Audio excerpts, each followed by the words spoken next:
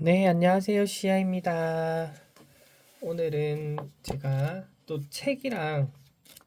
책을 보는데 너무 명리적인 부분이 있어서 책과 명리를 같이 소개를 해보려고 합니다. 같이 이야기를 하고 삶 속에서 책 속에서 명리적인 생각을 하시면 언제든지 같이 소통을 하면 좋을 것 같습니다. 오늘도 이 멘탈을 회복하는 연습 요 책이에요.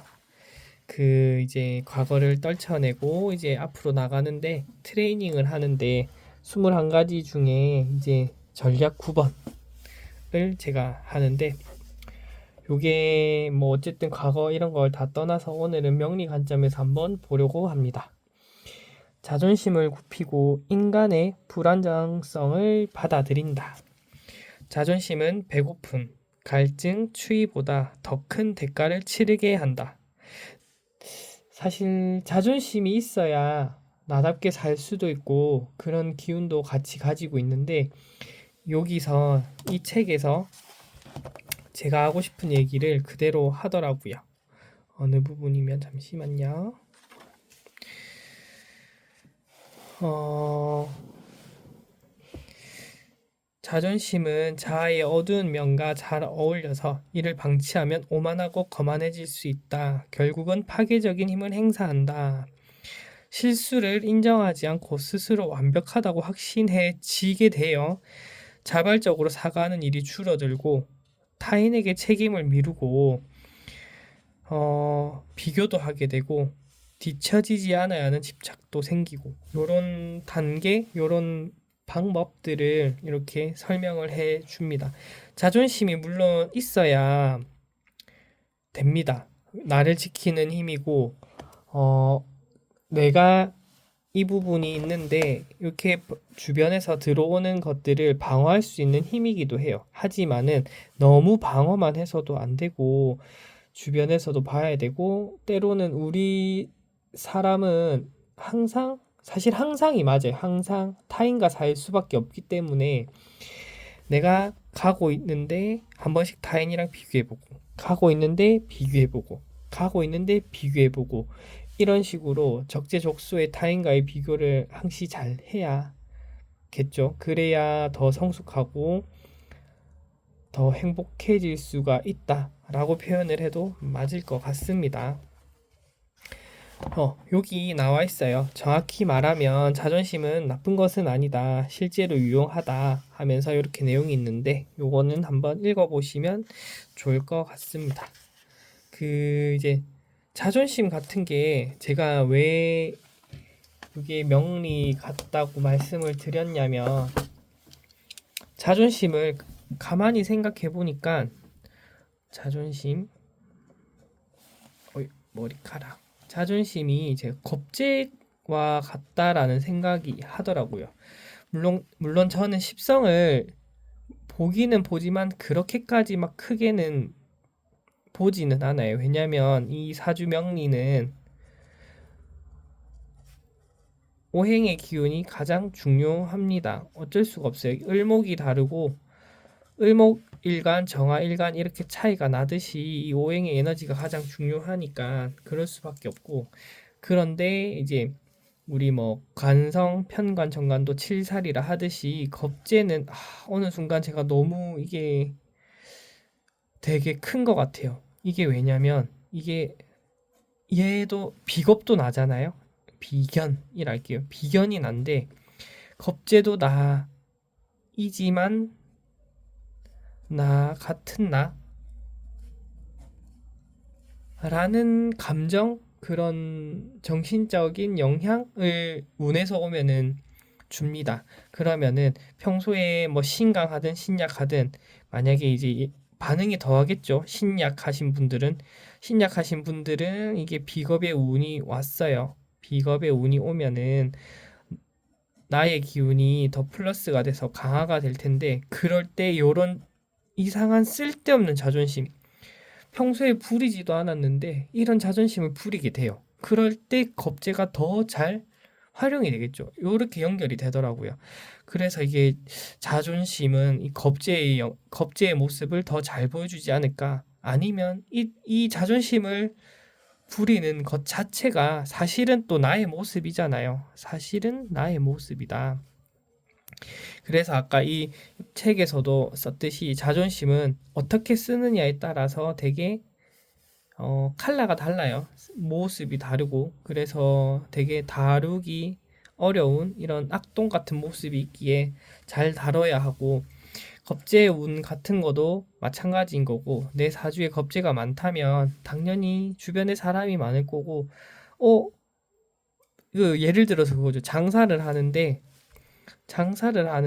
내가 가는 가게는 손님을 끌어당겨 오는데 나의 가게는 안 돼요. 가게는 안 돼. 뭐 이런 것들.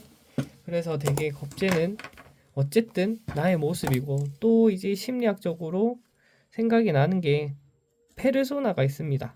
그 가면이라고 하죠. 이 페르소나도 사실 심리학에서 이야기를 하는 것은 그렇게 깊지가 않아요. 심리학에서. 그러나 이 페르소나 가면이 왜 생기고 왜 이렇게 하는지 그렇게밖에 할 수가 없는지 깊게 깊게 가다 보면 되게 정말 진짜 이게 삶이랑 너무나 너무 큰 영향을 줍니다. 나의 삶을 살아가는 데 있어서. 그래서 되게 철학이라든지 조금 깊이 있는 선생님들, 사람들, 뭐 교수들, 뭐 다 보면 페르소나를 되게 다루면 재밌어요. 깊게 생각을 해볼 수 있는 어떤 한 분야라고 해야 되나? 그런 글인 것 같아요. 단어인 것 같고. 이렇게 어떻게 보면은 사람을, 웨슬로의 욕구 단계가 이렇게 5, 4, 3, 2, 1단계로 갈수록 저는 자아를 찾은 거니까 명리에서는 뭐 부처의 단계인 거고 우리 지구상에서는 1단계까지 간 사람이 부처 말고는 없는 것 같아요. 이게 어, 이 갈수록 페르소나의 단계가 없지 않을까? 5단계의 기본적인 욕구 하면은 이 단계에 있을수록 페르소나의 모습이 많고 뭐 예를 들면 뭐 굽신거린다든지 누구한테는 강약 약강의 모습 이런 것들이 아래 단계로 갈수록 더 나오지 않을까 이런 게 전부 다 이제 페르소나의 모습이니까 이것 또한 겁제의 영향이 오래된 사람 습관화된 사람 고착화된 사람이지 않을까 그런 생각도 해볼 수 있을 것 같아요. 이런 생각하면 재밌지 않나요? 저만 재밌나요? 다음에 제가 이게 표시를 해놓은 거라서 타인의 생각을 신경 쓰지 않는다. 다른 사람이 나를 어떻게 생각할지 걱정하는 순간 포로가 된다. 하지만 생각을 할 수밖에 없기는 해요. 근데 적재적소에 앞에서 말씀드렸듯이 하시면 되고 이거 한번 읽어보시면 그래도 참 내용을 잘 정리해 놓았습니다. 그 다음에 이렇게 이 책이 너무 좋아요. 이렇게 실전 트레이닝 하면서 1, 2, 3, 4단계를 하고 있는데 진짜 너무 좋은 것 같아요. 이거는 실제로 심리 상담 센터에서도 이렇게만 해주면 좋을 것 같다. 이 생각이 들 정도로 너무 좋아요. 다음에는 모든 사람을 행복하게 하려고 애쓰지 않는다. 다른 사람에게는 yes라고 말하면서 자기 자신에게는 no라고 말하지 말라. 우리 어른이 되고 철이 든다. 할수록 자기 자신에게는 no라고 말하지 말라. 그쵸. 자기 자신에게는 더 엄격 아니지. 더 안 되고 타인을 위하고 눈치 보고 그렇게 되는 게 어른이 된다, 철든다. 이런 것 같은데 가슴이 아픈 부분인 것 같아요. 그리고 제가 한 개 더 있었는데 여기 있다. 의사결정 과정에 문제가 없는지 따져본다. 참 이 한 문장에 생각할 것이 참 많은 것 같습니다. 사실 본인이 어떻게 의사결정을 선택하는 과정, 생각하는 과정, 그 다음에 선택을 한 그 순간 어떤 선택을 했는지 이거를 망각하는 게 너무 많은 것 같아요. 제가 이쪽에 있어서 그런지는 모르겠지만은 자기 객관화가 안 되신 분들이 정말 많습니다. 일상에서도 많고 지하철에서도 많고 일반 사람들을 만날 때도 많고 굳이 뭐 사주 상담을 한다든지 심리 상담을 한다든지 그런 분들이 아니더라도 오히려 그런 분들이 더 순수할 수도 있어요. 나는 모르니까. 근데 일반인들 중에서도 자기 자신이 어떻게 이야기를 하고 나의 이야기가 어떻게 상대방한테 비치는지 모르는 경우도 너무 많은 것 같아요. 그래서 참 안타까운 부분이고 가슴이 아파요. 그런 걸 생각하면 제가 이게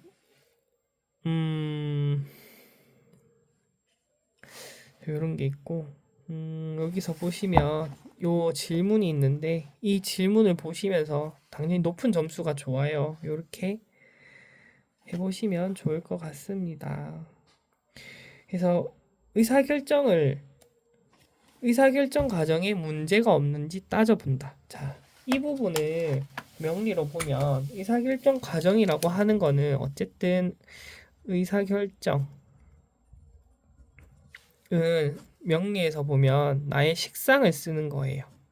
그런데 이게 그 사주에서 보면 자, 사주에서 내가 신강이 있고 제가 이제 신약 신강이 이분법으로 딱 예시가 너무 좋아서 이거를 자주 언급하는 것 같아요. 이것도 저의 모습이고 방금 그렇게 생각을 했어요.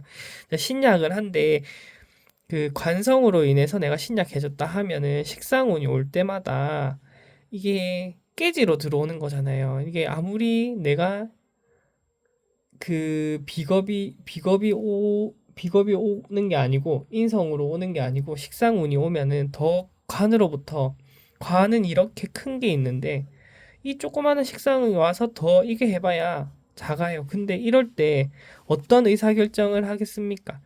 부딪히고 깨지고 더 크게 다치겠죠.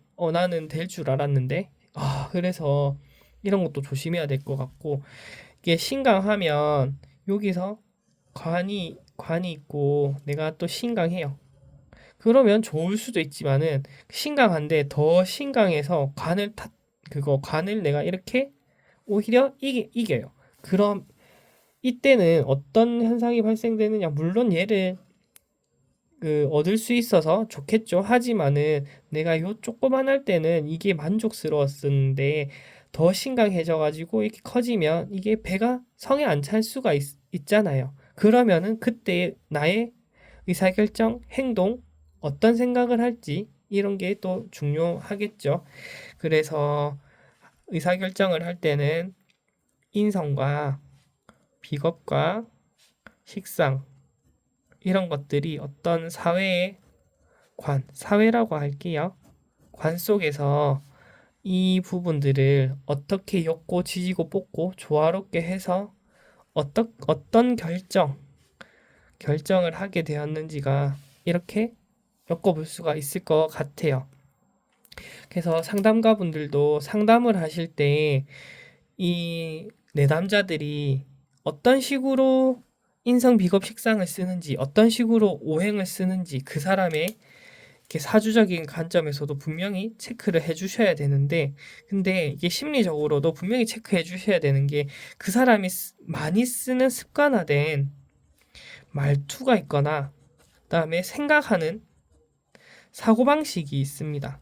사고방식이 있고 이게 좀 더 깊게 들어가면 방어기제까지도 확인을 해 봐야 하는데 사실 방어기제를 1시간, 2시간 안에 보기에는 힘들어요. 그래서 꾸준히 지켜보면서 추적 관찰을 하면은 좀 더 도움이 되겠죠. 추적 관찰하면서 심리적으로 방어기제를 획득하는데 이 방어기제가 어떤 오행이랑 연결이 되는지 이런 부분을 포인팅해서 보시면 이 사주도 업되고 나의 상담 스킬도 업되겠죠. 그래서 사주도 우리 삶에 항상 필요한 거고 심리는 사실 이 사람의 심리 자체도 어찌 보면 삶이잖아요. 사주도 삶이고 그래서 이걸 뗄래야 뗄 수가 없지 않을까 이런 생각도 해서 저는 심리, 명리, 사주 명리 상담사 어떤 호칭이 있었으면 좋겠는데 심리 사주가 같이 하는 게 저는 정말 좋고 재밌는 것 같습니다. 사람을 더 깊고 잘 볼 수 있는 것 같아요. 그래서 그 한 사람의 어떤 분의 인생을 볼 수 있다는 게 정말 감사한 일이라고 어느 순간 생각이 들더라고요. 정말 감사한 일이고 좋은 일인 것 같아요. 그래서 앞으로 저도 더 많은 공부를 하고 더 많은 겁제를 이해하면서 더 솔직해지고 이 욕구 단계도 위로 올라갈 수 있도록 노력을 해보려고 스스로 생각도 많이 하고 있습니다. 솔직해지는 게 짱이에요. 진짜. 이 단계는 뭐냐면 배고프면 배고프다. 그냥 좋으면 좋다. 싫으면 싫다. 잠 오면 잠 온다. 그런 솔직함. 그다음에 2번은 그다음에 남 피해 안 주기. 안 주기. 그다음에 운동하기. 그다음에 규칙적인 생활. 이 정도만 해도 정말 성공한 삶이 되지 않을까 싶은 생각이 들어요. 만약에 어린 나이에 성공을 했다 하더라도 꾸준하지 않으면 이런 걸 지키지 않으면 그게 오래 가지는 못합니다.